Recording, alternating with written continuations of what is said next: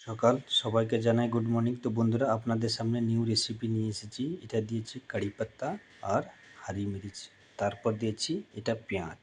তো আজকে আমি বানাচ্ছি স্প্রাউট সটে স্যালাড। ঠিক আছে, স্যালাড টাইপের স্ন্যাক্স। তো আপনারা যখন খুশি আপনারা খেতে পারেন। ঘরে স্প্রাউট বানিয়ে নেবেন।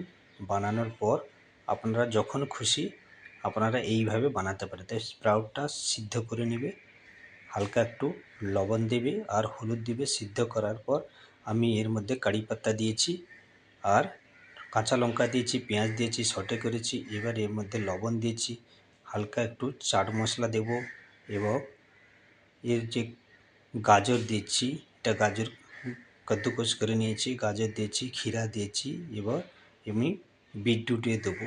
তো সব রকমে এইভাবে কদ্দুকস করে নেবে। কদ্দুকস করে ভালো করে মিক্স করে নেবে। এইভাবে মিক্স করার পর এর উপরে ধনিয়া পাতা দেবে, চাট মশলা দেবে, লেবু দেবে, কালা লবণ দেবে, একটু সাদা লবণ দেবে। তো এ খেতে খুবই টেস্টি হবে। আপনারা অতি অবশ্যই এই ধরনের স্যালাড আপনারা বানিয়ে খেতে পারেন। ঠিক আছে দাদা ভাইরা, দিদি ভাইরা, খুবই সুন্দর স্প্রাউট শর্টে স্যালাড। তো বন্ধুরা, ভিডিওটা কেমন হয়েছে অতি অবশ্যই জানাবে।